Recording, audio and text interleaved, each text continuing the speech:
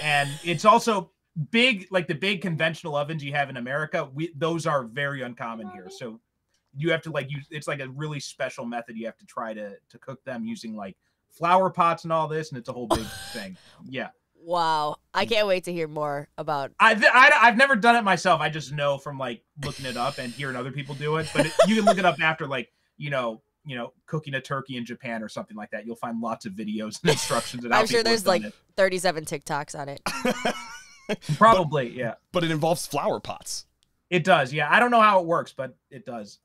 Actually, at my school Christmas party, they had a turkey, so I got to have turkey already. So someone there cooked it using flower pots. Someone cooked it somehow. I'm not sure how. Where did they find the turkey? He's got a friend in America who sends him one every year. Oh my God. Oh wow. I can't imagine having that be that important to me that I would have someone send a frozen bird to me internationally. Like, I mean, I like turkey as much as the next person, but I don't. There is well, if you're a Costco nearby, they've got turkey stuff at Costco. I don't know if they've got whole turkeys. They've got like turkey breast and stuff like that. But the nearest Costco is like 2 hours away from us. Oh my God. Yeah. We will make a run up there like 2 or 3 times a year and just like stock up. Sure. Are you okay? Not being so close. No Costco's and no turkeys? My God. Thank God for America. Am I right? In love with movies. In love. In love. Dani and Nic. In love with movies. Da-da-da. Welcome, movie lovers, to In Love with Movies. I'm Dani. And I'm Nick. And this is the first time we've not done some weird bit with that for almost a year. Yep. What is this podcast, Dani? What do we do here? This is In Love with Movies, talking about movies. And what else are we talking about, Nick? Believe it or not, love. It's right there in the title. Believe it or not. Sorry, my mind is just blown from the opening conversation we had. I have a lot of questions for you, Perry. Nothing to do with love or movies, mostly about retail. We need to get to this so that we can introduce our guest that he might have a little bit more to say. We are joined today by a fellow podcaster, someone who I have gotten a chance to talk to before about movies, and we'll get into a little bit more of those specifics, but the host of the Superhero Cinephiles podcast, Perry Constantine. Is it Constantine or Constantine? I just now realized. Constantine. Constantine. Yeah, what a weird way for you to say Constantine. Who said that? Okay, I think it was because it's the British version. The British way they say it, Constantine. And speaking of British, it was because people were discussing Keanu Reeves returning for a sequel to his Constantine movie, and technically, I guess that would be how you would pronounce it because that character is supposed to be British. Oh, well, my bad. Yeah, in the comics, it's John Constantine. So we will save that for Perry's podcast. This is why I'm not on your podcast. Perry, thanks for joining us. Welcome. What else do you have to maybe tell the listeners about yourself? Anything you want to make sure that they're aware of, or places that they can get to know you better? Well, like you mentioned, Superhero Cinephiles podcast, superherocinephiles.com. And it's like it sounds. It's a podcast where we talk about superhero movies, superhero TV shows, anything having to do with superheroes, really. Nick's been on once already to talk about Jumper, and he's coming on again pretty soon to talk about RIPD. And he's also been on, we got a Patreon exclusive show where we talk about comic books, and he came on that one to talk about the first Invincible volume, I think it was, right? It was indeed. And I will say, in terms of things that are actually quality, you're going to have to go behind the Patreon wall to hear us discussing something that is good. The Jumper conversation was a lot of fun, though, so I will say that. Just going to say, you will learn that this on this podcast, if you listen to us and our listeners are familiar with this, sometimes we talk about movies that are maybe not that amazing, Falling for Christmas, but you can still have a good time talking about the movie itself. Because, you know, you have an earnest and honest conversation, and there's always something to love about movies. Well, sometimes. One of my favorite episodes we ever did was on Steel, the Shaquille O'Neal movie, and see, now I would awful dog shit movie, complete dog shit.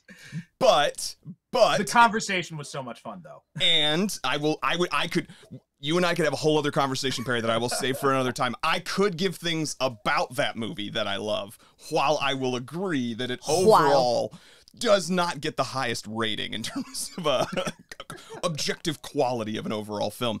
But there's always something to love in movies, and that's what we love here on In Love with Movies, is love and movies. Great turnaround. Yeah, let me ask. All right. Aside from your podcast, which Nick really has talked like very highly of, really likes it, really has a good time. Every time he's recording with you, he's like, nice and jolly coming on down. But other than that, Perry, who the heck are you? Can you tell us a little bit about yourself? I'm a guy. Yeah, not a podcaster. Tell us about your life. Tell us about your love. Yeah, I'm a guy from Chicago originally, but then about another fellow Chicagoan, or Chicago suburban. It's okay. We tell people we're from Chicago, and it pisses off people who are actually from the city. Exactly. Yeah. Yep. But I've been out, and then I moved out to Japan like right before my 25th birthday, and I've been out here ever since. That's almost 15 years now that I've been out here now. Wow. And I'm a teacher for the most part. It's my main source of income. I teach literature, I teach movies, I teach English. And I'm also a writer. I write novels, and I've started doing some comic book work too. I'm doing some comic book lettering with Rising Sun Comics, a small publisher I started working with, and doing a little bit of writing here and there on comic stuff. Starting to do a little bit of artwork on that, and yeah, that's what I do. I'm married. I'm on my second marriage actually, and I've got 2 kids. Both under the age of 2, which is very fun. Oh my goodness! Or not really. I was gonna say when I say fun that. Or exhausting. Wow. So, what originally brought you out to Japan? When I was in university, and I became really interested in Japanese movies, because that was the early 2000s. That was when the whole J-horror craze was hitting the U.S., and everybody was getting interested in The Ring and The Grudge and the Japanese originals, and I started getting into some of the weird Japanese movies that were starting to hit the US at that time, like stuff by Takashi Miike, stuff like Battle Royale. And as I started getting more interested in Japanese culture, and I was already studying to become a teacher. And one day there's this career fair thing going on, and I see a thing about working in Japan. And it's something for as soon as you graduate university, you can go over to Japan, teach English in Japanese public schools for like a year or two, and it's this big program they've had going on since like the 1980s. I think they started it in 1990, something like that. So when I graduated university, I decided to give it a try, and at first I was just going to do 1 or 2 years. That quickly ended up doing the full 5 years on the program. By that point, I had fallen in love, who was the woman who was going to be my first wife, and decided to stick around. And then I just stuck around for a while. That marriage didn't work out. We got divorced. I got a job offer in the States, came back to the States, only managed to stay for 6 months because I hated it. And to Japan again. And I've been back in Japan since 2017. And then you met your second wife? And then I met my second wife about a year after I came back, yeah. Wow. That's impressive. That's a story for sure. That is a story. I want to deal more into it, because I knew that you were married, Perry. I knew that you had kids. I wasn't sure if you had met your wife and then moved to Japan, or if, as you just described, moved to Japan and then found your wife while you were there. I definitely did not realize that you had a previous love relationship. I'm guessing from the age of your kids, you didn't have any kids in that relationship. No. Although she had a stepdaughter who, she was 10 years older than me. So her stepdaughter was actually just like about like maybe 13 years younger than me. Her daughter, my former stepdaughter now. Right. And my former stepdaughter is now pregnant with her first child. Oh my goodness. Yeah. Timing is an important thing. It's very interesting how that timing stuff works out. Sometimes we're, not ready for the kids or ready for other things, and others are on a different timeline than we are. So that's fine. That perfectly happens. So how is it that you met your now current wife, since it seems like that seems to be a more successful example of, your love blossoming and literally generating progeny. So where did you meet your now current wife? We met on one of the dating apps. I'm not sure. I can't remember which one it was. Like Tinder, or there was some of the Japan exclusive ones they have here too. One of those ones we met on. I've been on like tons of dates with these things. Most of them turned out bad. It's like one of the kind of things where it's like one date, it's like, oh yeah, this is kind of nice, it's okay, and then I never hear from them again. So. Yep. Mm-hmm. But then her and we started talking about like for like a straight month. We were just messaging back and forth, and then one night I just happened to be out in the city, and she was out too, and we decided, hey, let's meet up now. And then so we went out to karaoke, and then things just went from there. She started coming over to watch movies. Her father was a huge movie fan, so he really kind of passed that on to her. And then so she really liked that about me, is the fact that I love movies and that I've got a whole bunch of them. And she likes horror movies, which is very odd for a Japanese person. Most Japanese people are not big horror fans. Interesting. So like every time she'd come over, she'd like want to watch a horror movie or something like that. So, and it just kind of went from there. And next thing I know, she's thinking about leaving her apartment, and I think she had to leave her apartment or some sort of situation. I said, well, why don't you move in with me then? And then just kept on going from there. Just like one thing after another and then next thing we know, we're pregnant. So just kind of things just keep happening. Wow. Do you speak Japanese? A little bit. Not as well as I should after almost 15 years, but I speak enough to get around. And so was everyone that you were going on dates with, did they speak English? No, for the most part, I'd say about like 98% of them spoke only Japanese. Like a few of them spoke English. Okay. Yeah. And so how is dating with that kind of language barrier? It's interesting. It's I don't know. It's in some ways it's easier. In some ways it's a little bit harder, because you can it takes you longer to finish the conversation, so you don't run out of stuff to say really quickly. Okay, yeah, I can see that. That's one of the nice things.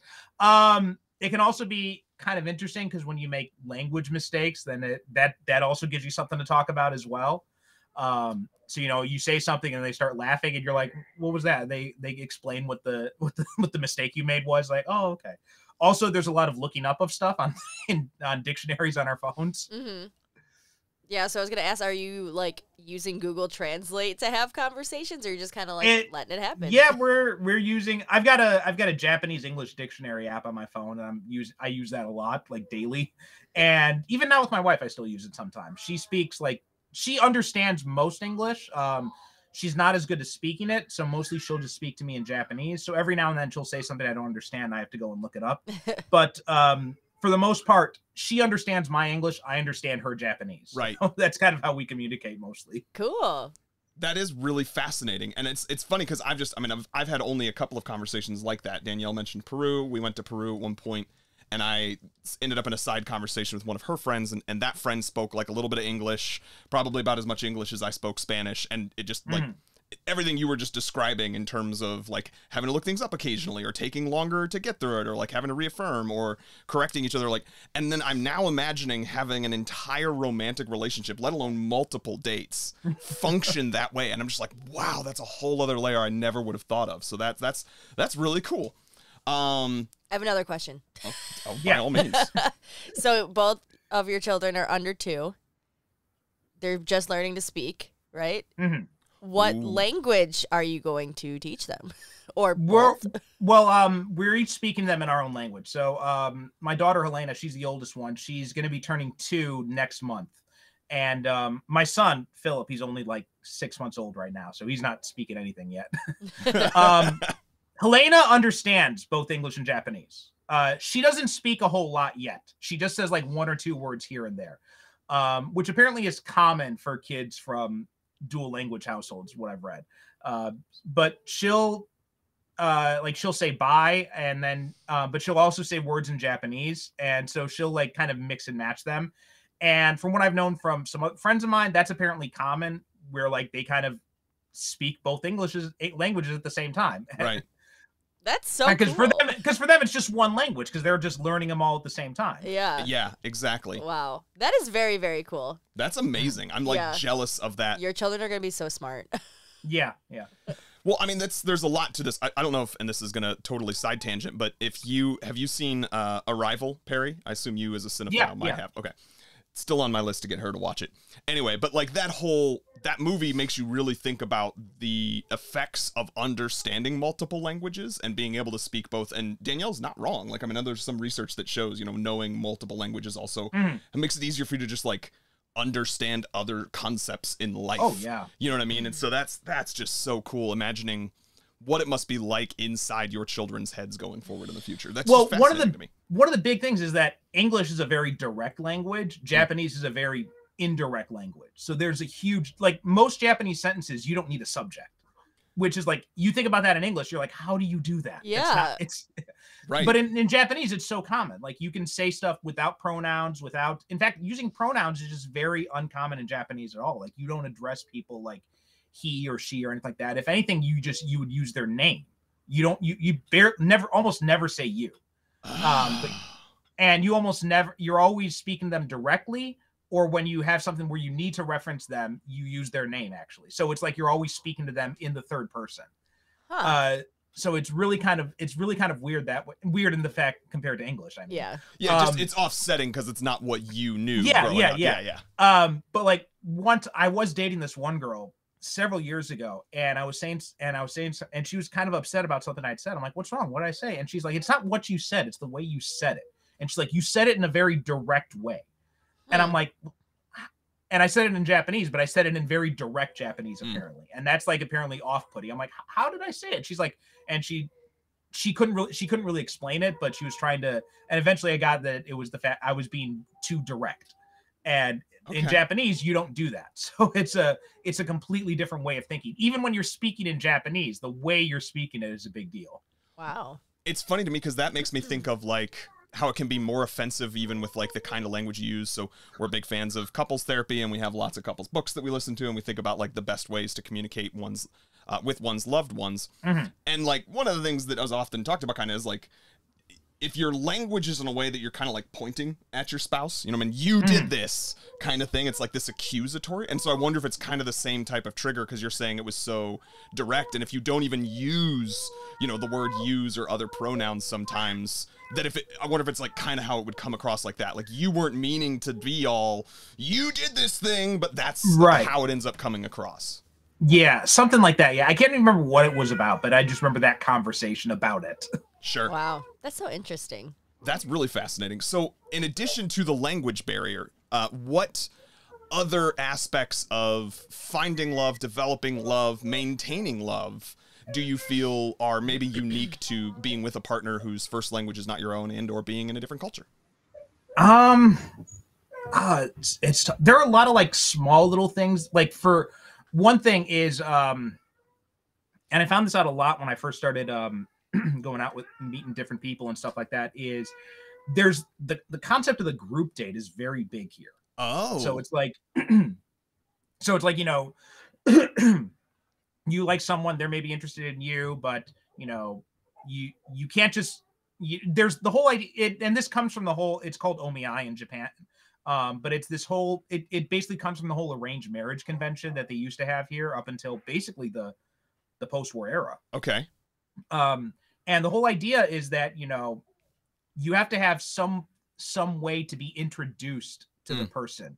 Like it's very uncommon to just go and pick people up, or chat someone up at a bar or something like that. Like it happens, but it's almost looked down upon. Like that's something you do for like one night stands and type of thing. It's not the kind of thing you do for like developing relationships. So it's like there has to be some sort of like social introduction to the person. So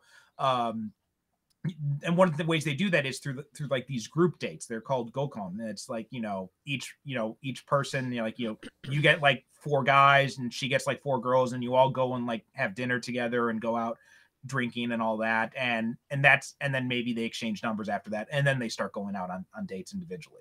So that's kind of like the way it kind of works for the most part. That whole social aspect, or like being introduced to people through school or through work or through a dating agency, all of that stuff is very big here. So it's it was weird when I first started meeting people like in bars and stuff like that. I'm like, hey, can I get your number? And like, messaging after them, just like necking and trying to make dates and stuff like that, and be like, oh, I don't know, I'm not. And they were just being polite when they gave me their number. Sure. They didn't know it was this. So it was an awkward thing to try and work because around. No one stopped and told you, hey Perry, this is the convention here. Interesting. So then, I guess that makes sense in terms of like dating agencies. I presume that a dating app is not considered a dating agency. Are there apps that kind of do get that? Go ahead. No, it kind of is. Like, and some of them are the dating apps are weird here. Like some of them are you'll meet regular people. Some of them are just for like, people looking for one night stands. So some of them are for people who are actually looking for real relationships. Some of them are, weirdly enough, just like people looking for friends. Like I actually had that happen one time where I met this girl on a dating app, and she said in messages, she's like, I'm just looking for friends. I'm like, oh, okay. So then we went out to dinner as friends one time, just like had a chat and stuff like that. Some of them are for prostitution too. Like I met this one girl, I was messaging on an app and saying like, oh yeah, let's go out, let's get together. And she's like, okay. It's and she used some kind of code language. She like it, and I'm like, what's that mean? And she explained that means money. And I'm like, oh, okay. No, thank you. Like, we don't need to meet after all. That's going to be a waste of both of our times because I'm not doing that. That's fascinating to me. That's not something I would ever have thought of. And that's what I think is most interesting when we have these conversations with people. Do you think that like culturally, when you have found a person, do you think like your relationship is harder because you're from different cultures or different, or? It really just depends on the person. Like, sure. My wife, Coach, she's really understanding about a lot of stuff. She's really laid back, and she's got a pretty good sense of Western culture because of all the movies she's watched. So she's a little bit more understanding about stuff. But I have dated other people where, the expectations were completely different. Like I dated this one girl, several years back, and, in America, for the most part, it's very common to go Dutch on dates, right? Each person pays their own. And when we went on our first date, and we hadn't talked about it, and I just kind of assumed, and because I had been out on other dates in Japan before that, and that's how it had worked with some other girls I dated too. She was so surprised that she had to pay for herself, and I'm like, and afterwards she told me that. I'm like, I'm so sorry, I didn't realize. Interesting. Okay, I have another question, and maybe more personal. Love it. Your first marriage. What, like, do you have advice of like maybe why that didn't work out, or what happened with that, and like how our listeners can avoid it maybe? Yeah. I mean, that was a really specific situation. She had some issues with depression that were, and she'd been struggling on and off with it for pretty much the entire time we were together. After we moved in, like, she had progressively gotten downgraded worse and worse. And like, there were like months at a stretch where she didn't even get out of bed. And one of the big problems is that Japan is very behind the times on mental health care. So like if you go to see a psychiatrist, basically the psychiatrist just throws pills at you, and that's about it. Like there's almost no counseling or anything like that. And she didn't want to do counseling. She had done it once before and she didn't like it, so she didn't want to do it again. And so she was very resistant to the idea of counseling. She just kept going in and just getting like all these different pills. She was like in a whole cocktail of pills at one time. But she went through manic phases that would sometimes last months at a time, followed by depressive phases that would also last months at a time.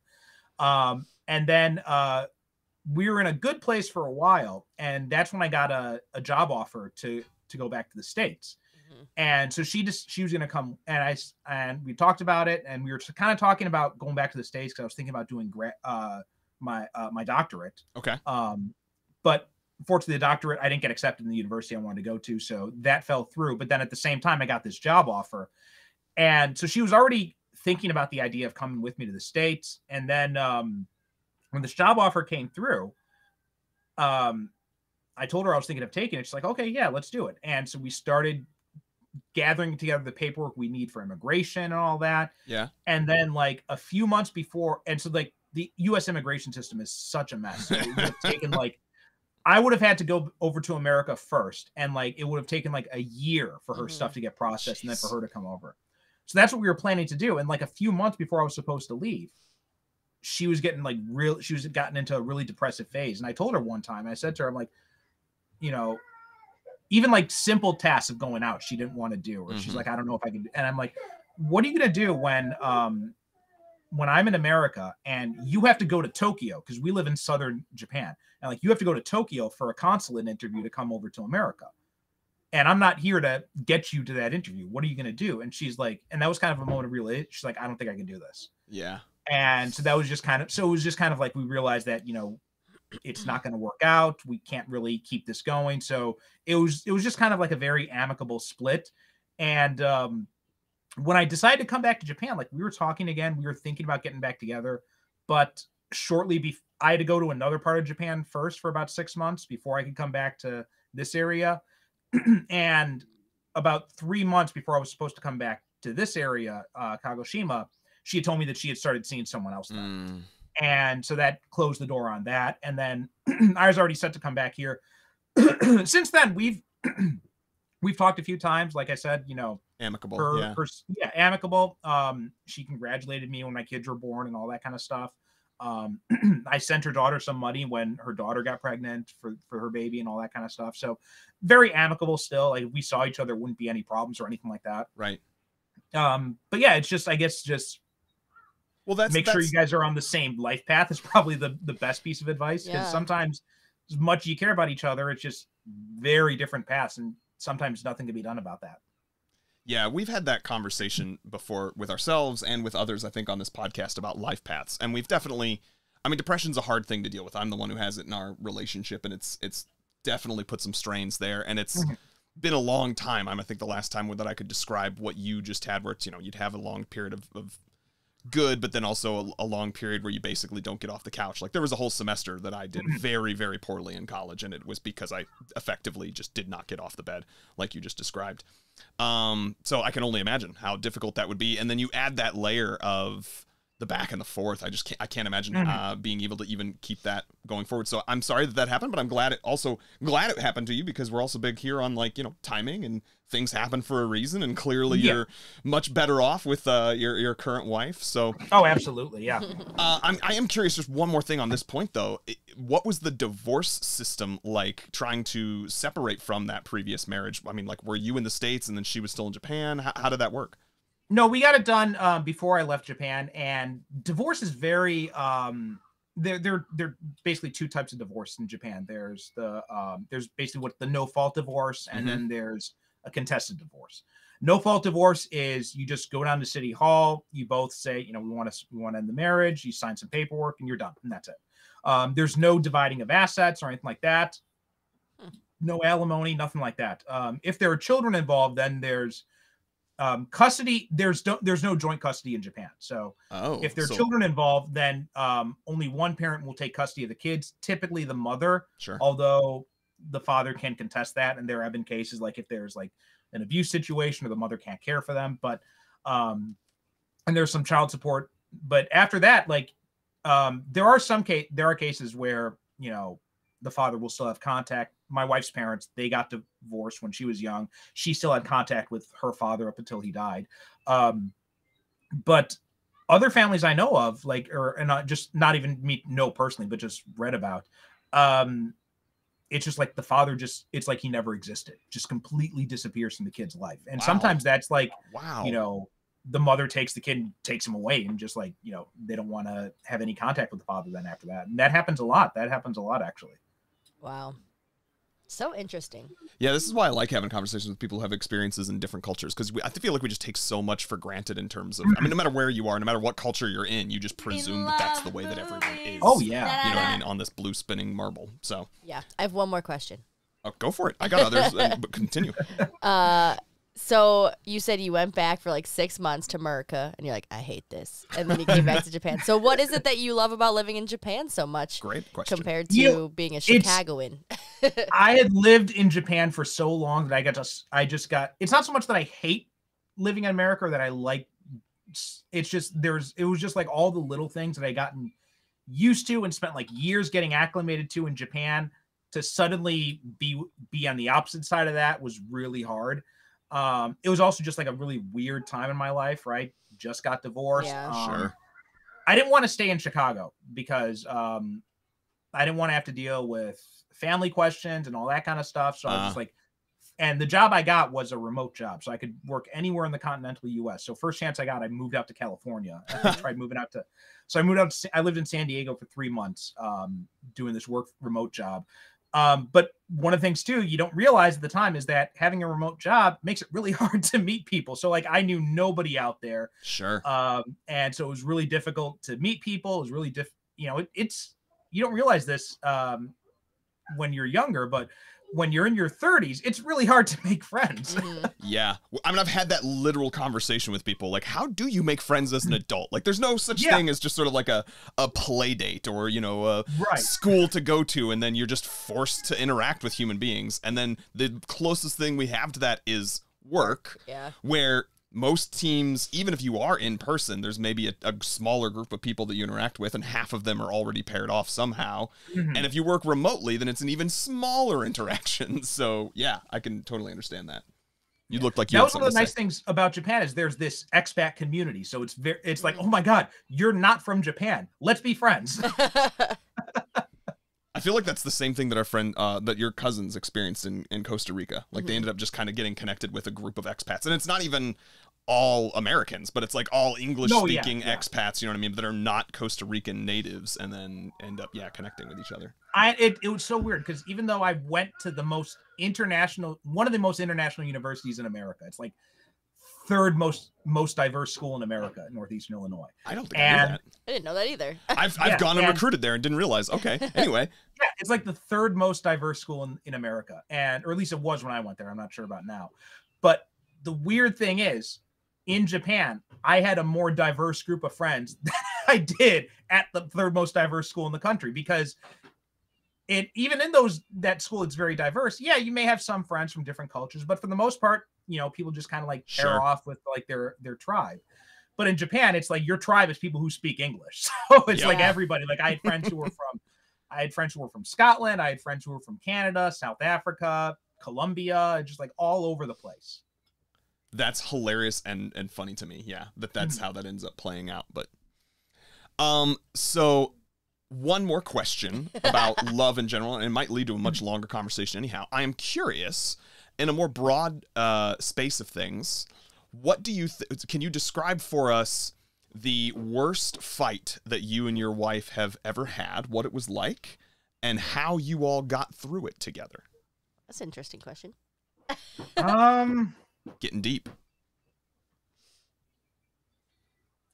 I'm not going to go into details about it. Fair. But I will say that we don't fight that often. Like we're both very level-headed. So like I will give you one specific example, but that was a few weeks ago, or maybe like 2 weeks ago. Our daughter was just being kind of difficult, and I was trying to finish some stuff on the computer, and I'm like, I'll be done soon. I'll be done soon. And it took a lot longer than I expected. So it took what I said, like, I'll be done in an hour. It ended up taking like 3 hours. Ooh, yeah. And then when I finished, she was in bed with my daughter, and she was, and they were like watching, we got a projector in my daughter's room, so they can project like Netflix on the wall. Dude. So, so she's laying in bed with my daughter, and I'm like, oh, I'm finally finished. And she like wouldn't say anything to me. And I'm like, are you mad at me? And she's like, yeah. And I'm like, I'm sorry. And she's like, it's okay. And then that was the only thing she said to me. And then in the morning she apologized to me, and she's like, I'm sorry, it was very, you know, we're over stressed and everything.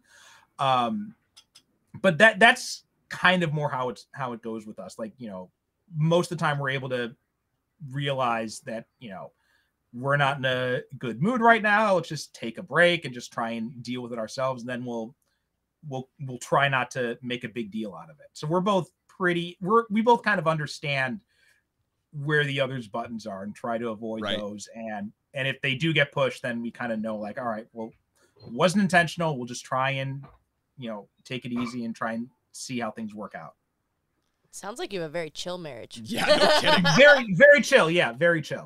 I wish either one of us responded that patiently and positively to the other person upsetting them. I don't know what you're talking about. I'm throwing myself under the bus too. It reminds me actually too of our last guest was talking about a similar-ish conversation or question I asked, and they basically said, you know, most fights end up with both of us apologizing. And I feel like that's exactly what you just described. Yeah, it's very, that happens a lot. Yeah. Yeah. And whether it's something big, small, like I can understand how all of the, without needing any more details, how that would be an emotionally charged situation with the length of time. Also reminds me of some recent fights that Danielle and I had regarding misunderstood timelines for things to finish.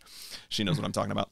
But yeah, I love that like, you know, you sort of like immediately recognized sort of your fault. And then the next morning your wife was able to be like, hey, even though, yes, you did like, you know, the shitty thing, I'm also was not really being very good about responding to that. And so I have something to apologize. I'm really sorry. Like I should have paid more closer attention to time and all that. And I could hear in the background, like Helena causing trouble. And I'm like, I gotta finish this. But I should have just stopped then and just been like, okay. Awesome. Thank you. Yeah, I love that. That's a great example. And it is exactly why I ask those types of questions, because it articulates ways that people can navigate them for themselves. Do you have anything else, Danielle, before we move on to our next segments? No, thank you for letting us ask so many questions and pry into your relationship. We haven't had someone in international... We've had people in international I don't know a lot of people in Japan. Yeah. Honestly. So thank you for letting us ask all those questions. You're welcome. Yeah, the one that comes to mind, I know we've had somebody who had like Italian and then American, and they talked a little bit about that. But I don't think that difference between two Western and European country, you know, was as great as what you just described. I will say there is one other big difference that's really kind of popped up lately. My wife had gone to stay with her sister. She took my daughter to stay with her sister 2 nights ago, just so like my sister could, my daughter could play with her cousins and all that, and so. And my wife and her sister could then just, you know, spend time together and everything. And, you know, I picked her up yesterday and she was telling me about how like her brother-in-law does nothing, literally nothing. And it's just like, he was just like, when her sister made dinner, brought it out for everybody. She brought him a bowl, like when they were sitting out I think they were sitting like, in the living room or something. She brought him out a bowl. And then when we wanted a refill, she took the bowl, brought it back. When he wanted a drink, she went and she got him a drink. Like, and when he finished, she came and she took the dishes to the sink. And it's like, that's kind of a lot of her friends have those kinds of relationships where the guy doesn't do anything, like not even the bare minimum. Yeah, that's neither here nor there. Well, that's cool. Awesome. Thank you. Well, the next thing before we get to our movie is we typically do a segment. In the past, we have done a Closer Through Science segment, but we've run out of those questions. So movie lovers, we've been trying to explore different ideas. Some of you have been listening, you know we've been doing some movie trivia and things of that nature. We want to open up the call to see if any of you have ideas. Please, by all means, suggest them to us to fill in this slot. In love with movies. Da-da-da. And we're back. Welcome back, movie lovers, to In Love with Movies, where we are now going to actually get to the movie section of the podcast. And Danielle provides you all with some ASMR. Clearly, she went and got some snacks over the break. All right, so today, this week, this month, we are discussing... What is time? What is time? We've recorded a lot. We've batched a lot this past couple of weeks, which is good. I know what that's like. Yeah, sometimes it's like you're recording 6 in a week, and then other times it's like, you know, you go months without a single one. Anyway, so we are discussing the movie High Fidelity from, as Perry already mentioned before the break, 2000. It stars mostly John Cusack, but as well as JackBlack and Todd Luizzo, I think is how you pronounce his name, is the other Dick, I think is his name in the character. And then the other main sort of lead is, I believe I'm going to get the first name correct, Ibn Hijaz. Oh, wait, let me see it. It is a Northern European name, so apologies sincerely. I did not do enough of my... I don't think you say the H. I think it's just J-Lay. J-Lay. Okay. I don't know if that's right. Movie lovers, I sincerely hope someone, you know, if you know better, if you know this individual, please, by all means, help correct me. We open to that. But in addition to sort of the main love interest being played by Even we've got John Cusack. John's brother is in here, which is always, we love to see that. Sister. John's sister. Did I say brother? Yeah. Thank you both for the correction. Then Tim Robbins. I think it was because I was already moving on to the next male gendered name in my head. Tim Robbins, who like plays a part where he only has like 2-3 scenes maybe where he speaks, but I personally think he crushes them. We'll get to that. Catherine Zeta-Jones and Lisa Bonet, who, for those of you who don't know, is Zoe Kravitz's mom. Thank you. For some reason, Zoe was going out of my head. She looks exactly like Zoe Kravitz. And Zoe Kravitz played the John Cusack role in the Hulu remake of HighFidelity's a TV show. What? I didn't know there was a remake. Oh, it's so good. It's a TV show. It's really fun. Wow. I actually think after having revisited this movie, I may decide to go. It's been something that was like, I'm not sure if it's my scene or not. I hadn't heard anybody talking as much about the TV show, but I knew it existed. It flew completely under the radar. It seems like. Yeah. But you're saying it's good. I loved it. Yeah, I thought it was great. Okay, well, we'll be making sure to talk about that too. I noted the director is Stephen Frears. I didn't know most of his IMDb, but listeners, maybe if you've seen The Queen, that was, something that had a lot of good buzz back a couple of years ago. And then I'm also familiar with Dangerous Liaisons, which was a movie starring John Malkovich and Glenn Close. And if you grew up in my era, you probably saw the movie Cruel Intentions. Dangerous Liaisons is the movie that Cruel Intentions is based on. So it's the same story, but like actually, back in New England times or whatever it is. This movie, High Fidelity, is based on a book by Nick Hornby. Other than that, there are 4 writers, and John Cusack himself is actually credited as helping write the screenplay for this movie. And I think he also produced it, and because Cusack is from Chicago, he's one of the main reasons that the movie is set in Chicago, because the book is actually set in London. Oh, interesting. Yeah. That is interesting. Yeah, I did not know that, but that's fascinating. I can't wait to continue to hear more tidbits. This podcast is where my wife makes the most fun of me, and that's saying something. Anyway, so for those of you who have not seen High Fidelity and maybe have not even heard of the TV show, since it did fly, unfortunately, under the radar, before we get to our larger discussion of the film, we have to get our brief rundown of what this movie is about with I know it's my favorite segment. It's maybe not her favorite segment, but there are, I know, people on the internet who enjoy it. So it is time for Danny's Dingle. All right. I was just so hungry. All right. High Fidelity. Did I listen to pop music because I'm miserable? Or am I miserable because I listen to pop music? Bangs. Yikes. This guy's an asshole. Wicker Park. We lived right there. Mania. 5 breakups, but they're all his fault. John Cusack. Bangs again.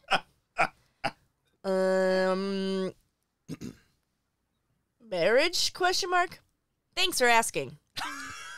The end. Very good. Excellent. So good. No notes. No notes. No notes. I did have to look at my notes for this one because, this movie, I know we'll get into this, but I was paying attention. But there was a lot going on. It goes, okay, anyways. It is pretty fast-paced. It's one of those that's pretty fast-moving, especially with some of those dialogue scenes and the stuff that's being thrown out, and it kind of jump cuts a lot. But yeah, we'll get into it. So real quickly then, we're going to give our love stories. Danny, I'm going to let you go first because I know it's just going to be quick. I just saw this movie for the first time. All right, very good. I had seen this movie before. I did not see it in theaters or anything like that. It probably would have been like just a couple of years too early for me in terms of sort of it hitting my stride, I think, for where I was at with movies at the time that it came out in 2000. But later on, I saw it years later. I remember very much enjoying it. The scenes I remember standing out, we'll talk about, are like the confrontation scene where Tim Robbins comes into the record store, and then there's multiple imaginary versions of how that plays out. That I remember. But the thing that I feel is most interesting for my love story is Danielle and I, when we first lived together, we were living with a friend of mine. who at the time was dating a young woman who actually appears in the movie as a background extra. So I'm 90% certain as we were watching it, it is this one of the scenes where he's like walking in the park and there's just people like fishing in the background because he's delivering some kind of exposition. And this young woman, it was, you know, a young person, even younger than like a teenager, in the background of this movie and just like exists there. And yeah, other than that, we should go back and pause on that scene and see if we can see her. It's like they're so far in the back. I noticed this time they're so far in the back that and he's in the focus that like you can't even make out features. Like it is just you can barely tell that the people behind him are fishing just from the sort of gestures of the sort of silhouettes of who those people are. But yeah, other than that, it is very Chicago movie. I have actually not seen it until I had not seen it since I moved to Chicago over a decade ago. And we did used to live right 3 blocks from the record store. Yeah, where the record store is at on Onroy and Milwaukee. There's like now there's a really popular brunch place right across the street. There was an ice cream joint that we used to love going to. There was a Jenny's. Anyway, so we went there. You know the name of that brunch place? Just out of curiosity. Boiler Room. No, right? No. Bongo Room.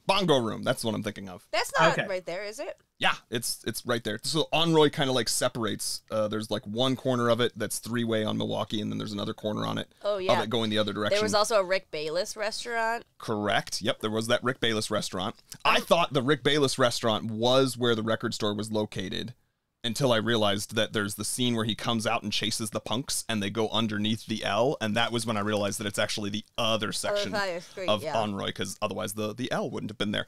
But Perry, that's enough about our background and love story with this movie. You are the one who picked this movie for us because you have some connection to it. So why don't you tell us what is your love story and your history with this movie, Perry? So I think I first saw this movie. It was a few years after it came out. It was when I was in university.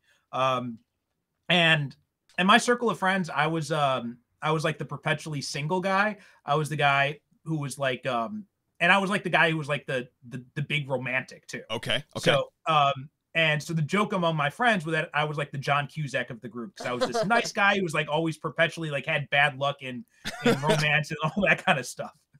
And you know, one of my friends, she had said that, and this is the first movie I suggested to you guys. She said that, like, you know, you're John Cusack in every movie he's ever been in, but most especially, oh crap, now I'm blanking on the title of the movie. It wasn't Say Anything. It was not Say Anything. No, because that's what I thought it was, but it was Better Off Dead. Better Off Dead. Yes, Better Off Dead. I knew it started with a B. Yeah, it's the one where he's constantly fantasizing about killing himself because his girlfriend dumped him. But it's like not. I wasn't suicidal like that, but just like the whole idea of like responding so over the top to relationships and that kind of thing. That was me in university, was that that kind of attitude. So it was very much so. John Cusack in this movie spoke a lot to me.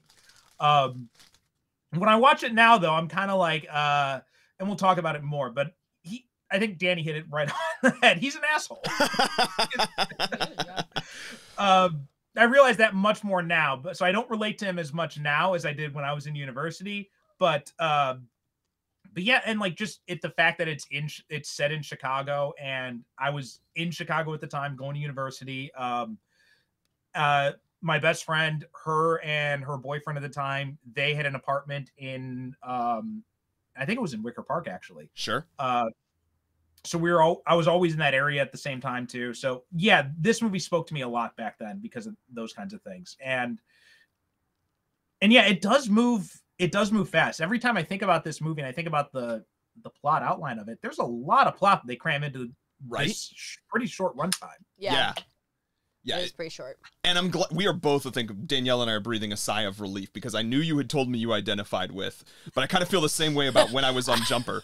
I watched this and I was like, I remembered identifying with the character a great deal more too, back when, especially like his top, I totally forgot about the top 5 thing, and the fact that he sort of organizes his life in terms of the music, and I feel like I organize my life in terms of movies, and so it's kind of the same thing. But while watching it, I'm like, everyone in this movie is kind of a terrible person. So yeah, really, I was a little anxious to have you come to be like, and that is exactly who I still feel that I am. I know, and I hadn't met you, and I'm like, who is this guy? Who this guy? No, but it was that definite. I had done stuff like that too, like the whole autobiographical organizing of his music. Yes, that was me with movies back in university. Like I had this huge movie collection, these huge DVDs, and one time we were watching this movie, me and a buddy of mine, and I said to him, like, I wonder if I should try organizing my DVDs by autobiographic. He's like, he just gives me this look. He's like, are you fucking insane? And then I was bored and I tried it. That's hard. The first DVD case that I had of 200 DVDs, that is exactly how I organized it. I don't even want to know what that is. So, yes, Perry, same wavelength. That is. And I think the thing that does still hold true, and it sounds like maybe is true of you, is sort of that hopeless romantic. Like, part of the reason he is an endearing character in some positive lights is that he just cares so much. Like, every love feels like the love of his life to him. Yeah, I'll give you that when he's like, I was her first boyfriend, but the mom doesn't even know about him. But yeah. How true is that? How real is that in terms of life? Even back then, I thought, I'm like, okay, you're being an asshole in this scene. I don't think he's endearing. Sorry. Hot take. I think he's just a jerk. This whole movie, so self-centered. A person can have endearing qualities without tipping the scale to overall being an endearing person. That is all I'm going to say. I will say, one of my friends at the time, she had told me she hated this movie. I don't like it even then. I don't like it. And I asked her, I'm like, how do you hate High Fidelity? And she's like, think about it this way: if that character was a woman acting like that, everybody would think this movie is ridiculous. You're, yeah, okay, yeah. It's got I was gonna say, I think this is like early 2000s. It's literally 2000. Dude's point of view. Yeah. And so there was a couple lines I wrote down where I was like, what the hell? Like, he's like, women, they're just, into that schizo stuff or something. Oh, yeah, yeah. I clocked that line too this last time. Yikes. And I did not clock that, but there's that general feel, yes. And his first couple girlfriends, he breaks up with that one girl who's so sweet and so beautiful because she wouldn't let him touch her boobs. Oh my God. Yeah, truly. And that was actually the weirdest thing, the worst part about that scene is he feels absolved after that conversation. Yes. He's like, this is not my fault. Good for me. And I'm like, wait a minute. You took completely the wrong message from that interaction. Yeah. Yeah. Probably because I had not been far enough along in any of my relationships the last time I watched this movie to really understand what is taking place in that scene. It did not hit me. But this time I'm watching and being like, dude, you traumatized this woman and her life. Like, you have left deep-rooted scars, and you think you're the one who had the tough situation from this, that you're feeling, oh my God.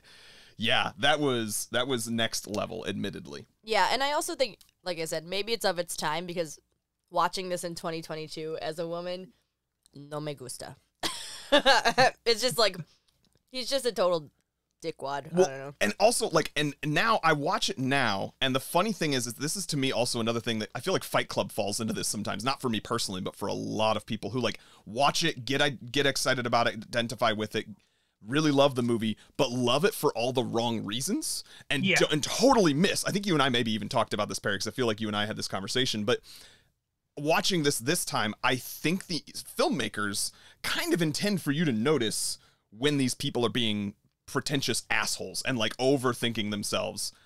I remember watching this thinking their view of like basically just gatekeeping regarding music was like cool, and oh man, you thought you were so hip. And it's like, ironically, I was probably, early 20s, maybe late teens when I watched it, and it's like, that's what you think is the thing you're supposed to be doing. But from almost the way that it's filmed and the way that they choose to point these things out, this time watching it, I was like, oh no, the filmmakers know these guys are dicks, and this is not who you're supposed to be, like, embodying in your life. And it's just absolutely all of the film gatekeeping that takes place. Oh, you know, you haven't seen this, so I don't care about your opinion on that other thing. And I am now at a place where I very much don't feel like that's how it was, but I very much can think of times in my life where that is exactly the human being I was. So I was fortunate enough to get pulled out of that because I had a lot of friends who weren't film snobs, so that helped keep me straight. But also, when I was in university and I was taking a film class, there were some massively pretentious film snobs in that class. And I'm just like, holy shit, I do not want to be one of those guys. You're like, the way I'm looking at them now, I would hate for anyone to ever see me that way. Basically, yeah. Yeah, I'm in comedy, and there's people like that, too. It's like, well, in Commedia dell'arte. I'm like, look. Yeah. So I do want to talk about the woman real quick. She's not in anything, huh? Not really, no. She's not. She hasn't been like any other not really major things that I can see. Yeah. Yeah, so some movies I wrote down were The Rain, which was a popular thing a couple of years ago, and then Defiance, which is a movie with, Glass Onion, James Bond. It's a good thing I'm not on movie trivia right now. Daniel Craig? Thank you. Yes, Daniel Craig was on. It was a movie called Defiance. It was a war movie like 10, 12 years ago. Oh, I had heard about that just recently. That's apparently pretty good. It's like about a Jewish uprising against the Nazis. Yes. Oh. Yes. And so I remember hearing really good things about it then as well. And so that's where it clicked and clocked for me when I was looking at her IMDb. So she's apparently in that, but those are literally, when I scrolled through her IMDb, the only two things that kind of I recognized as notable. Well, I'll say she's beautiful. In this movie, she doesn't really wear a lot of makeup, which I found refreshing. But my God, ladies, if you watch this movie, I was cringing the whole time. Her fucking bangs, man. They were like cut all the way up. She looks so bad. It hurt my soul. It was a very early 2000s look. I feel like, because she also had almost like and also kind of a punk look. I guess, like it's, you know. It was icky. But anyways, John Cusack. Now, I told Nick this. This is very embarrassing, especially being from Chicago. I've never watched a single John Cusack movie ever in my entire life. This was the first ever. Really? Right. Oh my God. Joan Cusack, many, many things. Love her and all her things, but I've never seen a John Cusack movie. I know he's Boombox Boy and all that, but so I don't know. I guess I wasn't accustomed to John Cusack as he is as a person. But this movie starts out hard, and he goes into like kissing that one girl, and then that boy took over. I clocked a celebrity that Nick didn't know. The guy who plays the youngest him is Drake Bell. Do you know who Drake Bell is? That name sounds familiar. I don't know. He's from Drake and Josh. And Josh is the one who's now in the Turner and Hooch remake, correct? Yes. Okay, so Drake is a little ginger boy. But anyways, this was probably one of his first movies. He didn't do anything. Imagine. He just made out with the girl. Well, he got to marry her. Yeah. As we discover later on. No, it's young John Cusack. He plays young John Cusack. But you said he was a ginger. The ginger's the one who is not John Cusack. Anyway, okay. And then when Jack Black enters, Jack Black is literally the same person in every movie. But he plays this so role well. They specifically wrote this role in the screenplay for Jack Black. That tracks. And I will say, speaking of hair and stuff, I think they did a good job of making them like the weird music snobs. Jack Black was greasy the whole time. Did you guys notice that? Oh, yeah. His I clocked hair it looked- once or twice. Ugh. Gross. It's funny, if I can stay on the John Cusack thing, because Perry, I mean, obviously you have watched a lot of those other John Cusack movies. Sounds like you identified, as we said, with, you know, him and other ones. I feel like almost this movie sort of, because it would have been, John Cusack was, you know, a leading man, sort of rom-com, stuff like Better Off Dead back in the 80s. And then he was not in films as much in the 90s. And then I feel like this is almost, to me, sort of the character that is in here having a retrospective of his past relationships could almost be seen as John Cusack having a retrospective about like the previous versions of himself that he's played in movies. Because I feel like this is almost that character grown up from those movies. Because a lot of them are like him in his teens and early 20s. And so if you then flash forward to him. No, yeah, I think that's a good point. I never thought about it that way. But yeah, I think that definitely tracks. Yeah, so that was something that struck me as I was watching, and I think that gives additional context. So if you're somebody who is thinking about watching movies, maybe I would even recommend watching other John Cusack movies before you then get to this one, because I think it can kind of add a whole other layer to things. Can I ask a dumb question? Always love dumb questions. Why is this movie called High Fidelity? I don't understand. Okay, so I do know the answer, but Perry, I'll let you answer it. I assume you do. I mean, it's a music term, right? It has to do with the... Yes. Okay. So, like, part of the reason, even now, because this was, again, 2000s, where record stores like this were far more frequent, but high fidelity refers to sort of the quality of the sound, and specifically the fidelity. So I know this is an IO psychology concept, how close you are to the real thing. Fidelity is basically how you would look at it. And so high fidelity, the reason people like records is because supposedly it is higher fidelity than, you know, a tape, a CD, a digital recording. Like it is more true to it, which is the reason that, you know, music snobs still today prefer records, because it has high fidelity. Got it. What does it have to do with the movie? Well, he owns a record store, and that's how he associates his whole life. But I don't think that has to do with his relationships at all, because they were low fidelity, in my opinion. Well, I think that's kind of the point, is that I think that's kind of the point. The fact that he hasn't been, it's him trying to find that high fidelity in his life. Got it. I would agree with that. For it. Okay. All right. And trying to find the truth, like the reality of it too, because so another thing that occurred to me too is that this movie is actually kind of very similar in its construction to the movie Definitely Maybe, which is a rom-com that I personally like a lot more with Ryan Reynolds, but that might be wise because I'm a big Ryan Reynolds fan. Anyway, but it's the whole reviewing of his relationships, and the thing that I think occurs as he goes back to review these relationships is his recollection of them is very inaccurate. It is, like you just said, Perry, low fidelity. And I think it's finding truth in relationships and finding truth in even the current relationship that he has, and realizing that to have the high fidelity relationship is to stop romanticizing it, stop playing it up as this beautiful, perfect thing, this love story, this fantasy, frankly, and instead be like, no, this is what really happened. And I don't know that he truly, they don't show that with his previous relationships, as we've already discussed. He kind of just goes like, oh, that's great. That's so fantastic that, you know, now that I know the real thing. But he does at least seem to kind of get there by the end with his own relationship. So that he realizes the reality of it, the truth of it. Yeah, I will say I got very nervous. I was going to be mad if there was a different ending where he cheats on her again with that girl who comes in, who's the, like, interview. The reporter. Yeah, they like throw in this reporter as a temptation right there at the end. Yeah, but I think that is the moment where he realized, no, what I have is the best thing that I can have. And he actually even sets it up at the beginning of the movie, because he's like, Laura's not even in my top 5. Yeah. But clearly he's like so heartbroken. His mother is pissed at him. In fact, his Harold Ramis was supposed to play his father in this, and they had a scene with him, but it got cut. Oh, I didn't know it's that. It's apparently a deleted scene. You'd probably find it on YouTube. Very interesting. And Beverly D'Angelo had a scene in this too that was also cut. I don't know who that is. Beverly Christmas Vacation. From, the mom? Yeah. I just didn't know her name. There's that one scene where he gets a phone call about someone selling a record, and he says, "Yeah, I'm interested." She was playing the person who was like selling her late husband's record collection or something like that. Interesting.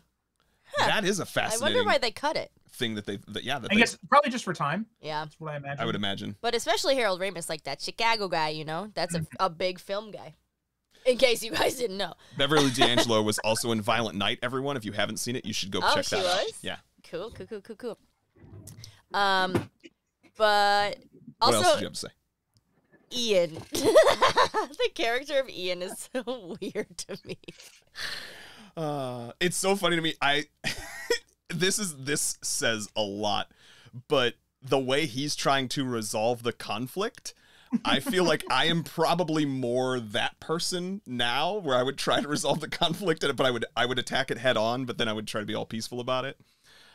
Whereas, I mean, that guy's such a douche. Like, it's like, even as I say that I identify with that character, I'm like, oh, I don't want to. I had that thought when he came into the store. So I think the Ian scene, not the weird, like, him imagining Laura having sex with him. See, that's strange.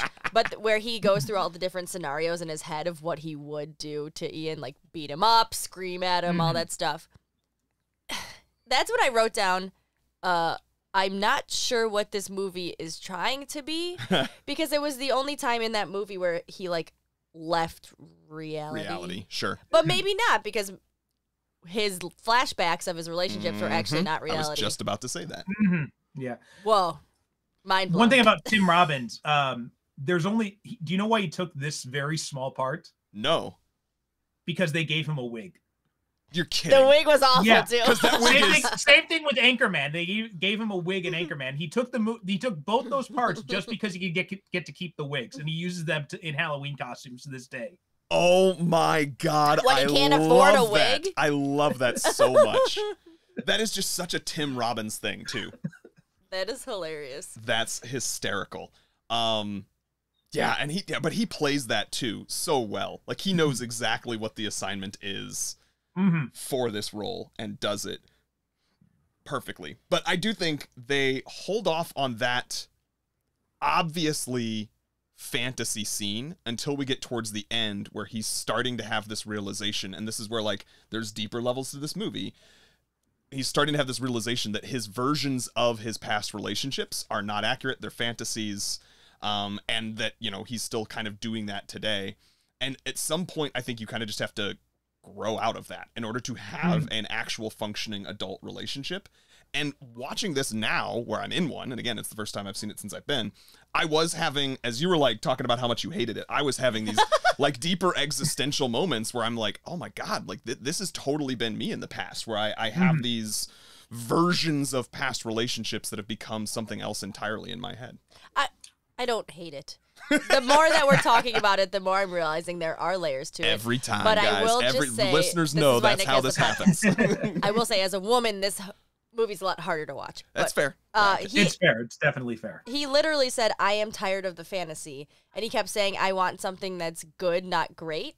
Or some line like that. Oh, that line, yeah, that was a great part when he's talking about his relationship with Laura, and he says that it wasn't great, but it wasn't bad or whatever. But it wasn't bad. He was like, it was just good, but really good. Yeah. And I think that's and I think what he's saying, and you know, first time I saw that, I remember thinking at the time, and this is, you know, me with my, you know, 20-something-year-old brain thinking like, well, why do you care then if it wasn't spectacular? But then now I'm thinking about it and I'm like, well, wait a minute, because you're thinking about when he's saying spectacular, he's saying it wasn't the fantasy. Right. So then, yeah. And so he's saying like, it was good, but it was real. Right. Yeah. And I think like that really good line can be interpreted that way, I thought. Oh, so that puts a whole other layer to it. I was, just as you said it, like, oh, it was real. But I think that's like what you mean. And almost maybe it would have been better to have delivered it as it's real good. Do you know what I mean? Like, yeah. Because like you're saying, it's not even the really in terms of an emphasis. It's really in terms of literally more real. Yeah. I actually turned to you at that point and I was like, is that how you think our relationship is? And if this was earlier on in our relationship, I think I would have been upset if you said yes. But I was hoping you would say yes, actually, because there is no fantasy in marriage. And I think that's what the Catherine Zeta-Jones character is supposed to be. Yes. Oh, yeah. Just very much like, for 2 years he was saying he still never thought he was enough and like, whatever. So he was with her for that long, and it was all his neuroses and his stuff. Yeah, so I guess it is sweet where at the end he realizes he just wants something that's normal, which for those of you who are listening who aren't in a marriage or are in a relationship but it hasn't gotten too far, marriage gets normal, and that's good. Like, I like just chilling with you. But Perry, and correct us if you're wrong, if it's not your experience, it's also very scary when that first happens, which is, I think, what he's bucking against. Oh yeah, I think so too. Yeah, I think that's definitely it. I think I was going to mention Charlie too, the Catherine Zeta-Jones character, and just like you said, she does represent that fantasy, right? That the unattainable girl, and like, you know, everyone's had that that unattainable person in their life, right? Someone that they know, they're like, oh man, if I could be with this person, right? And it's like, and that scene when he goes and he finally gets to be with her, you know, in a sense, like, you know, right, being her, and he sees her for the first time, what he really is, and he's like, wow, she's just really kind of shallow. right? It's kind of like looking at that, you know, the popular kid from high school or from college that you were obsessed with, and you look at them at their 10-year reunion, and you're like, really? Yeah. Whereas Laura literally just goes out of her way, doesn't say anything, and sets up a whole show for him. It knows what he needs and gives it to him despite him, like, to get around himself, even in spite of himself. Right. Yeah. But Catherine Zeta-Jones's outfit in that one scene, great. You're talking about the scene where they reconnect? It was like a see-through. She looked great. I mean, when does Catherine Zeta-Jones not look great? This is one of her first American movies, I think, actually. Really? I don't think I knew that. 2000? Yeah, I think this is like just before she really became big. I mean, that makes sense. That does track. I guess I didn't realize she had done more outside of it, but that also, as I stopped to think about it, makes sense. But yeah, no, I think, and that's one thing that I think is also probably very intentional about the different relationships. So for one thing, again, I think the top 5 mechanism and the fact that that's like how he organizes his life. Like he's there constantly with his friends and he are describing things in terms of top 5 this, top 5 that. And it's like, it's so fascinating to me because then it doesn't seem like they're always necessarily ranking them in correct order. And it also seems like that 5 allows you to have it not be like, if somebody were to say like, what is your top movie? What's the best movie, your most favorite movie? Like that's a virtual impossibility for me to say. But if you were to like say, what's your top 5 all-time movies? That's a lot easier for me to then grasp it. I can pull from other things. And even that's kind of probably still fluctuates. But yeah, the different relationships, I think, are very intentionally designed to represent sort of not only stages of life, but forms of love. So the very first one, it's totally just, you know, nothing but puppy love. He thinks it's everything. And then it was literally not even a blip on this woman's radar. Like she clearly found the love with her in his friend that she made out with second and just lived the rest of her life with the narrative that that was her first and only boyfriend. But for him, that like puppy love mattered. And then there's the love that is attaining the thing that's hard to get to. Like we talked about sort of the Catherine Zeta-Jones character. Then I think there is, and I'm trying to think of how to place it, but the woman that was the one who he like harmed her in terms of her mental health. Yeah, her mental health. And maybe what it is like the love where you don't realize how, like, it's almost the flip of the Catherine Zeta-Jones, where he was thinking, you know, things were not what he wanted, but she actually clearly was head over heels for him, and that's what's articulated in that conversation that they have. And then the last one, who's the woman from The Haunting, is like I forgot about her. Self-loathing love. It's like that place when you're sort of like... No, I think it's settling. They settled for each other. They didn't even like each other. Okay, I'll give you that. But I also kind of think that maybe that's the same thing in terms of how I was going to think about it or describe it, is like, you're just doing it because you don't even like love. Like, you're just like, whatever, I'm done with this. Right. And then the ideal, the eventual that he finds with Laura is real love. 2 very broken, very imperfect people who see their imperfections and decide to accept each other and love each other despite those imperfections. Yeah. I think that's pretty good. Something else that sorry, go ahead. No, Danny. You go. I was going to say that something else I noticed about this, and Danny, I think you kind of reminded me of this when you're talking about like the women's perspective in this movie. The fact that he is all broken up and pissed off when he finds out that Laura has slept with Ian. When meanwhile, he goes out and then he has a one-night stand with Marie DeSalle. And it's like, there's no awareness there of that whole, I feel like the film is maybe not in such an obvious way trying to comment on that dichotomy. The fact that he gets so excited, the fact that he finds out that she hasn't slept with Ian yet, that he goes out and he sleeps with another woman. And then when he finds out that she has slept with him, then he gets all pissed off and angry. Yeah. There's a lot of that going on. But I think he gets even more angry when she says, I haven't slept with him, but I sleep better with him, or something like that. Like, it was a very interesting line of like, they sleep together, they haven't made love, but she said she sleeps better with him. Oh, see, you thought he got more upset by that. The funny thing to me is that is the more meaningful statement. Yeah. But it seems to me, because at that point he's still not grown up yet, to Perry's point, I think he feels to me way more upset at he's obsessing over the yet, and then he gets really pissed when she finally does, and it's like, dude, you missed the point. Sex. Yeah, I took it that way too. He was more obsessed about the physical thing, the act of having sex, and he's like, wait, you haven't, because it was that whole masculine thing, like who's better type of thing, right? That whole dick measuring thing is what he's worried about. That's funny because the other line was more impactful for me as a woman, because to me that like means more, that she feels more comfortable with him rather than. I think Perry and I are in agreement in terms of like what is designed and what actually is important. Yeah. But that's also like, as Perry and I are discussing, I can imagine times in my life where there would have been part of me that understood that, like always, but still would have been more pissed and more curious about the like, but have you slept with him? Because it's that whole dick measuring. It's that toxic masculinity. It's that I have to be better than this other male type of thing. And the only thing that matters in that immature, boyish view of things is all the sex. Like, is he as good at sex as I am? So you miss the important piece. I agree. Oh, I thought you said I missed it. No, he missed. John Cusack missed. You as in the royal you. Apologies. Yeah, I meant like you, any other guy who's still in that phase is missing. Like, that was an olive branch on her part. You know what I mean? To be like, hey, the reason our relationship wasn't working because you don't get this. Yeah, and what she said, you're right. That was clearly intended to hit him. Yes. Right? She said sleeping together is better. Like, because she goes out of her way to make that point. Yes. And then he's like, sleeping together better. She's like, yeah. And he's like, but not the sex. You haven't done that yet. She's like, yeah. And she's like, can you go now? He's like, okay. And he goes out, and then he's all happy. He's like excited. He's like, she hasn't had sex yet. Yeah. And he missed it completely. It just went right over his head. Yeah. Dumb.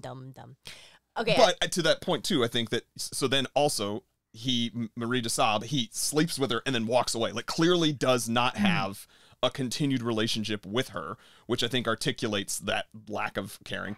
But you start to see, that's like the first time where he starts, in my opinion, talking about his own guilt and his own contrition. And he's like, I feel icky for having done this. Like, I still did it, but I recognize it wasn't the right thing to do.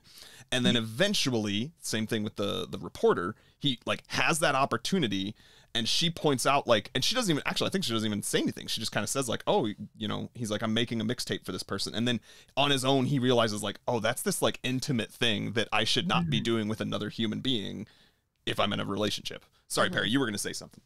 I was going to say, I had never paid attention to the structure of this movie until last night. And I'm watching the scene when he comes out of the apartment. I'm like, wait, I'm curious. What? And I check it. It's right at the halfway point.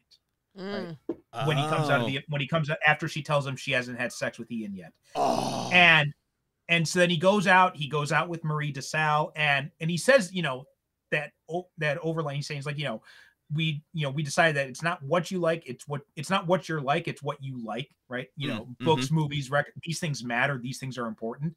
And he's like, by that standard, I'm having the greatest date of my life. And you see that, like, they agree on all this stuff, they like the same things. They go to bed. She's a beautiful woman. She's talented. She's intelligent. All this stuff on paper should be like the perfect girl. And then the next day, right? Like he says, but then the next morning, and nothing serious happens between them the next morning. Right. It's just, something's just not right. Something's just not clicking.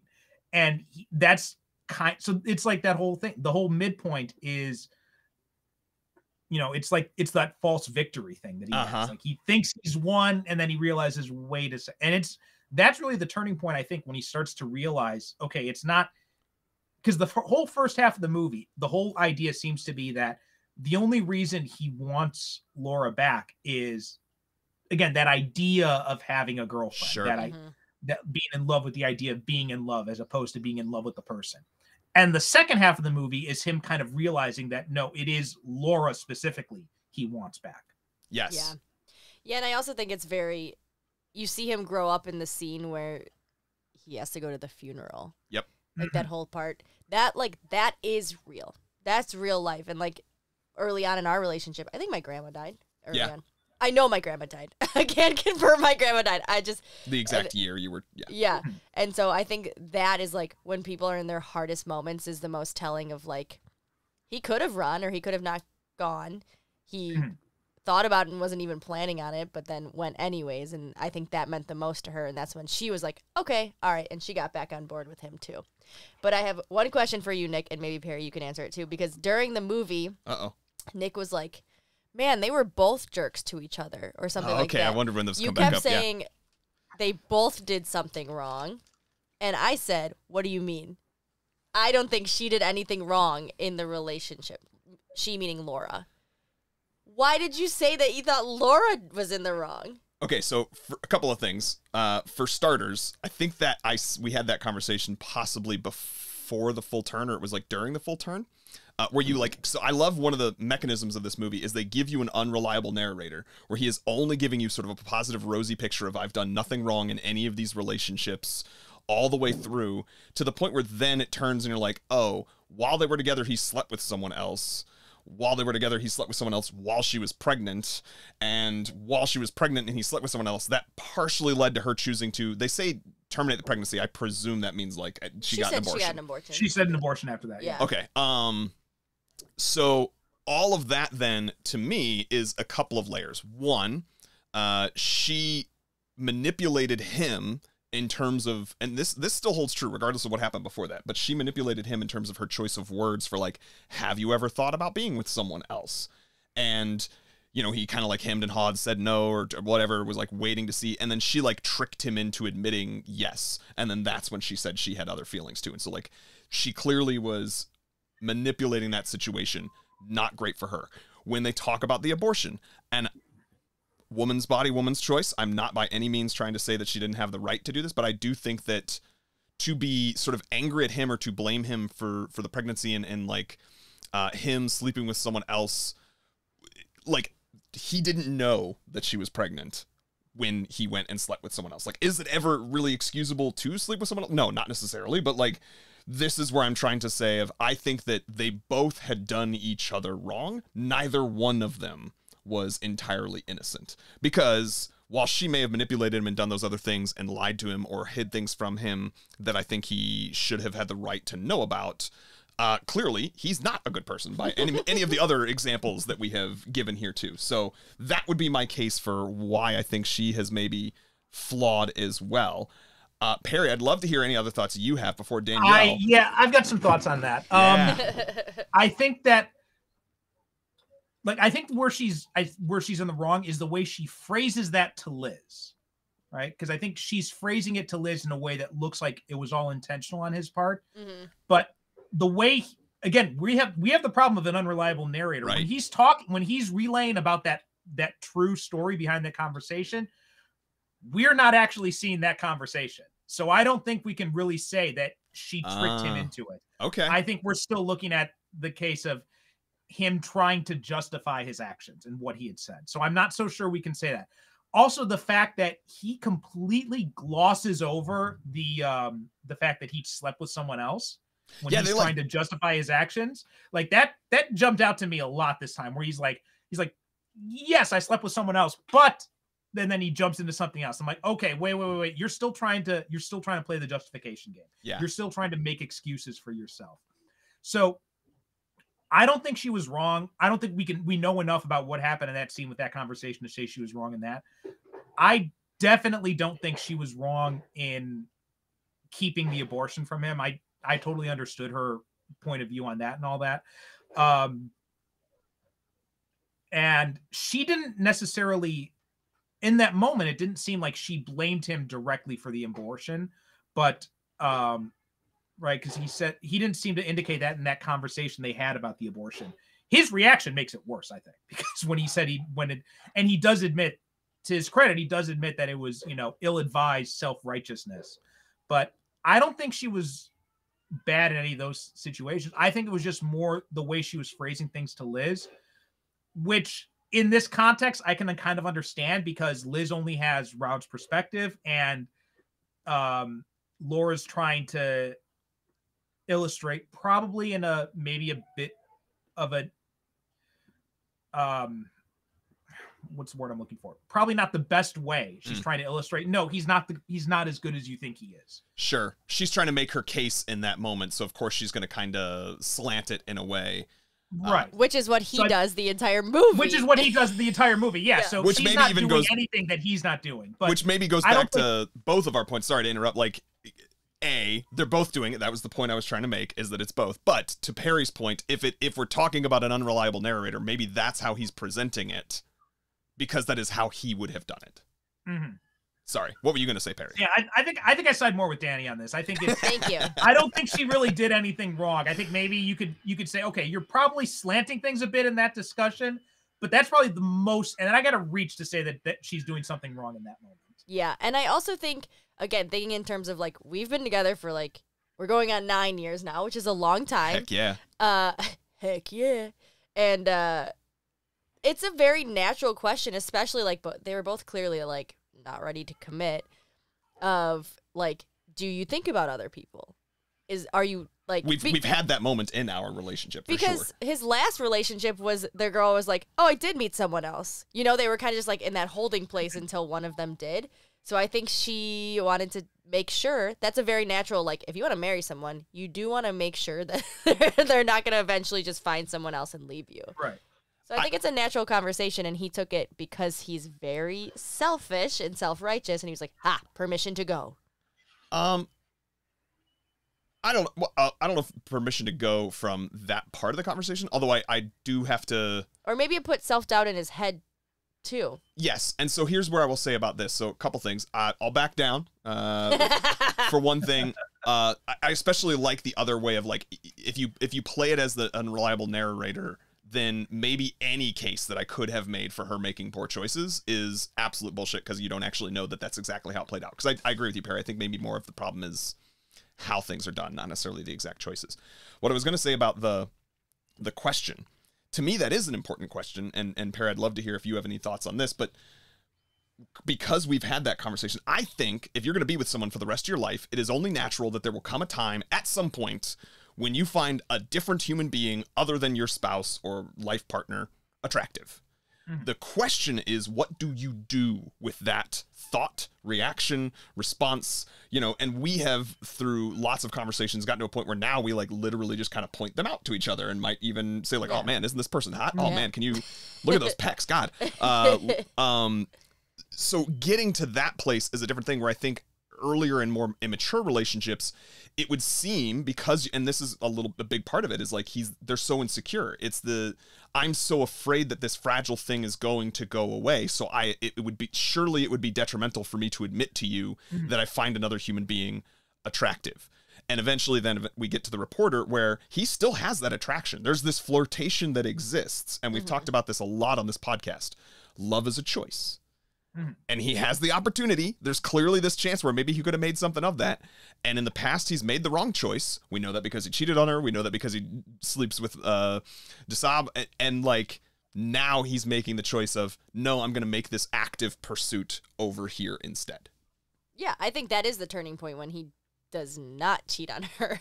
I'm just saying the conversation earlier and all the things that happened earlier in the relationship. It's rough, and it's a lot on him. Well, but specifically about do you think of other people? I think both of them, because she clearly went off and then went with that other guy that she was thinking of. That's the other thing, is like okay, so this is a layer we didn't talk about. Sorry. I meant to mention this, but like, they had moments where they laid in bed together intimately, laughing at this other guy. And then that's who she chose to go be with. That's the biggest thing I can't understand about this movie. Why the fuck would she choose this guy? Yeah, I wrote, he is very creepy. I think it is because he's so very much, in many ways, the opposite. And because and this is where I'm getting at, like, she's not a perfect person either. I think some part of her realized that how much it would have hurt him. Like, because they'd had this laughable thing, and because he likes seeing himself as better than other people, the idea that she would go choose to be with someone who they openly discussed laughing at and finding as a laughable character. Like, I would choose to be with this laughable character over you. That's a rib at him intentional, I think. Did you ever watch How I Met Your Mother? Yes. So there's that one episode where they talk about the overcorrection. Okay. And I think that's kind of what you're describing with why she goes for Ian. It's just like overcorrecting from being with Rob. Yes, I could totally see that. Yeah, absolutely. Yeah. But on the whole aspect of, finding other people attractive. And it made me think of another movie. And I was thinking of this movie as I was watching this one, is The Last Kiss. I think I've seen that. And yeah, it was like in the early 2000s. It was with Zach Braff and it was Tom his Wilkinson. second directorial, right? I think maybe. No, he didn't direct it. I think he just starred in it. Okay. Anyway, continue. But it was like his second big movie after Garden State. Yeah. And Rachel Bilson was in it too. But anyway, there's this one scene at the end. So, you know, if you haven't seen it, basically the whole thrust of the story is Zach Braff is with this woman. They're about to have a baby, and he gets tempted by this university student. Okay. And he ends up going out with her one night, but he doesn't sleep with her, right? He kind of pulls back, and then he goes back to his wife, and his wife finds out that he was out with her. And he's like, I didn't sleep with her. I came back. And then she kicks him out of the house, and then he goes back and he sleeps with her. And at the end of the movie, she's at her parents' house, and he's coming over to try and win her back. And her father comes outside, and he talks to him, and he's like, he's saying, her father's trying to get him to explain, like, why did this happen? And Zach Braff's character is like, I just got, I found this cute little brunette. She liked me, and I faltered. Yeah. And he's like, and Tom Wilkinson has this really great part where he says, he's like, do you think this is the last pretty young brunette who's gonna tell you she wants you? He's like, look at me. I haven't seen my last brunette. That is a great line. And I think it's true. I think that's absolutely true. It's also related to and then we can get back to this movie, but the scene in, I don't like this movie either, Love Actually, where Snape, Alan Rickman buys the necklace for the secretary. Very, very heartbreaking. But yeah, I guess, and that maybe makes this movie even more real because it is showing the reality of relationships. It is, I am glad that this exists out there because I'm so sick of the fairy tales of like, marriage is easy. Relationships are easy. You fall in love and then good for you. Like, it takes a lot of freaking work. And I even sent Nick a TikTok today of Michelle Obama saying there was 10 years where she really just didn't like Barack. She was like, our relationship wasn't great. We didn't like each other that much because there was just like that kids other and all stressors. that stuff. Yeah. So it is showing the reality of dating, and he chose that reality. He chooses the reality that Laura is in because he's like, this is the good one. This is not the great one. It's not spectacular. It's not bad. It's just the good one. So I think that is very real. Yeah, that conversation he has with her when he talks about the difference between the fantasy and reality. Like even at the time, even though I was still very much in my 20-year-old brain, I'm still like, this seems like an important conversation. And now after having been in relationships, having been married, now I'm looking at that. I'm like, oh, yeah, that is actually really true. Yeah, I think so. I wrote this down. The thing that he specifically said, at least the two parts of the quote that stuck out to me. I'm tired of the fantasy. You all have said that. But then his way of saying it is, I never seem to get tired of you. Which that is because he says, right after that, he says, I'm tired of everything else as well. Because it's not only about his love life, but this is also about like his existence, right? His whole life has been in a rut, basically. This is kind of him trying to get out of that rut. And she's trying to help him with that. Like you said, Dani, earlier, when you talked about how she organized this whole release party for him behind his back and all that, because this is what he needs. Yeah. And that scene where he comes back home and she's there and she's reading his list of top 5 careers.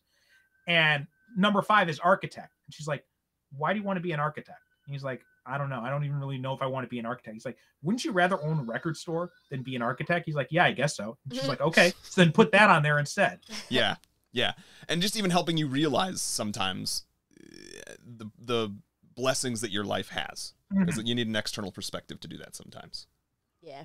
All right, I don't hate this movie. But I will say the ending, so we're getting to the ending. The ending is very much like he tells her all these things and she goes, thank you for asking me. Like, he basically proposes, and she just goes, thank you. And then the movie ends.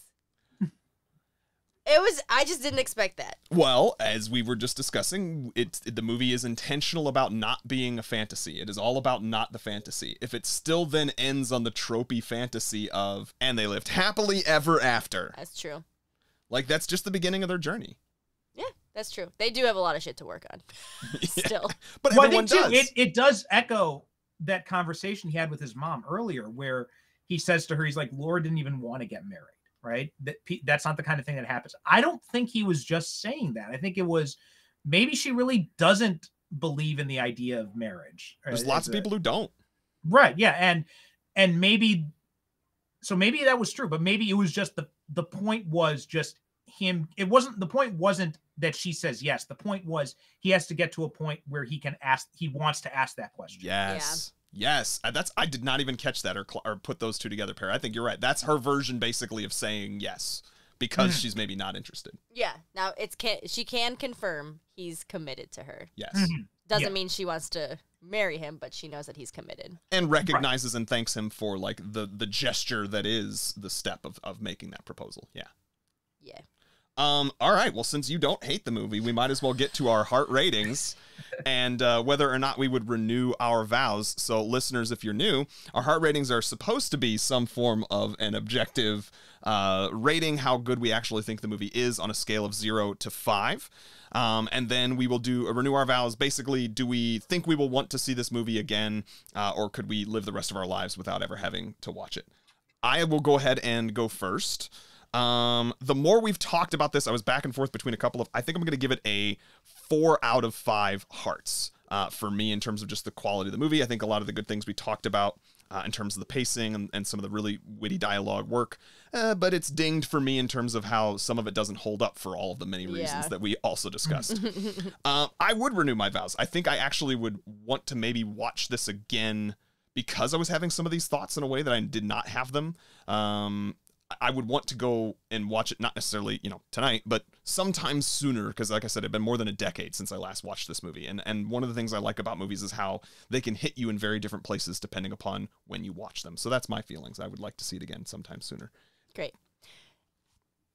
Don't take the offense to this. I would give it like a 2.75. Wow. All right. I don't want to watch it again. It was cringy and hard. Again, as a woman, I can see the merits of the movie and I can see how it is good to talk about real relationships and stuff, but I just don't need to watch it again. It's a bit manic. But we did it! You said that there's the spin-off with Zoe Kravitz. I might check that out. I might be interested to see where they go with that. So. I'm glad to hear that because I was thinking I might. Now that'll be our next movie that we watch. It's good. It's a fun watch. Show. But the annoying thing is when you get to the end, there's not going to be a second season, and it ends on a point where they could leave it where it's open for a second season. So Minx got canceled from HBO Max, by the way. God. Perry? I think I'd probably go with a 4 as well. There are aspects of it that definitely don't hold up as much as they used to, but I think the overall message resonates a lot more with me than it used to. So I think that kind of compensates for the things that don't hold up as well. Fair. So yeah, I think I'll give it a 4, and yeah, I would definitely watch it again. And I would also recommend the TV show as a alternate perspective. Cool. Well, that sounds good, and we're going to go ahead and get a look at that. So let's go ahead and, Perry, thanks so much for having the conversation with us. Yeah. Where can our listeners find you if they want to hear more of your thoughts on movies? So you can go to superherocinephiles.com. That's the website for the podcast, or just search Superhero Cinephiles in any podcast app you use. It'll pop right up. We're at like about 100 almost at 100. We're like at 140 episodes so far I've got recorded. Nic's coming on another one on RIPD. We're recording next month, I think. And I'm looking forward to it. Yeah, it's a fun show. We talk about big superhero movies everybody knows about. We talk about ones that are absolutely god awful. We talk about ones that almost nobody has ever heard of. So we talk about all of them. Some TV shows here and there. And if you want to look at my writings, my books are available at percivalconstantine.com. I've got about 30 novels out so far. Wow. And yeah. That's impressive. Thank you. You can find links to all my stuff on there. You can find links to my artwork at DeviantArt mostly. And since Elon Musk is apparently gone, psychotic, I'm also on alternate social media networks. I'm on Hive at Perry Constantine, and I'm also on Mastodon under. Oh God, what is that? I hate how now you have to learn new ones. It's at Percival Constantine at mastodon.online. So that's me on that one. Never even heard that. Oh, Mastodon? Yeah, that's the other thing besides Hive. That's the other one, yeah. I don't have a Twitter, so. Anything else? You're probably a good thing. No, that's about it. That's pretty basically the podcast, the books, all that stuff. You can find that at those places. Yeah, Nick was like, anything else? He's like, oh, no big deal. I've just written 30 novels. I did want to say, listeners who have been listening for a while, if you enjoyed our previous guest, Scott Mooney, who had written a urban fantasy series, Pricked. It sounds, Perry, from when I was looking some of your stuff up, you've done some urban fantasy as well, and may have within that 30 novels. There's at least some of that is a whole series. Yeah. Right now, I've got a kind of like a urban fantasy universe type of thing. Cool. Started off with the Luther Cross series. That's 6 books, also set in Chicago. I just finished up the Morningstar series. That's 5 books, and I'm starting a new one, which will be coming out probably early next year. Which will also be set in that same universe. And all that stuff, again, percivalconstantine.com can all be found there. Awesome. So all right. Cool. Well, listeners, go find that if you're into that kind of fantasy, just because I think it'll be in the same type of vein as our previous hosts. Dani, do you have anything to plug, knowing that this will probably be going out in January? Yeah, dude, just come to Comedy Sports. What time, day? Thursdays at 7 p.m. at Piper's Alley. There you go. In Second City. I was going to say, can't say the other one. All right, yeah. And Dani can be found on her socials at Dani Miami on Instagram. Is pretty much the only one that she's at, and that's totally fine. I can be found at Nic Loves Movies. That's N-I-C Nick, L-U-V Love, at Nic Loves Movies on Twitter, Instagram. I don't think that's where I'm on Facebook. I'm never on Facebook anymore anyway. And then you can find our podcast account. We also are on Hive. I managed to nab the exact same at, so it's at the letter N, Love with Movies, all spelled out beyond that. So at In Love with Movies on Twitter, Instagram, Hive, and probably that's what I'll try to grab if we ever put it anywhere else. On Mastodon. Yeah, whatever comes next in terms of Twitter being a dumpster fire and Hive being only run by 2 people who are probably overworked once they got a bunch of people trying to sign up for it. So find us over there, and I love you, Dani. I love you, Nick. We love you, Perry. Thank you very much for being with us. Thank you. And we love you, movie lovers. Bye-bye. Bye-bye.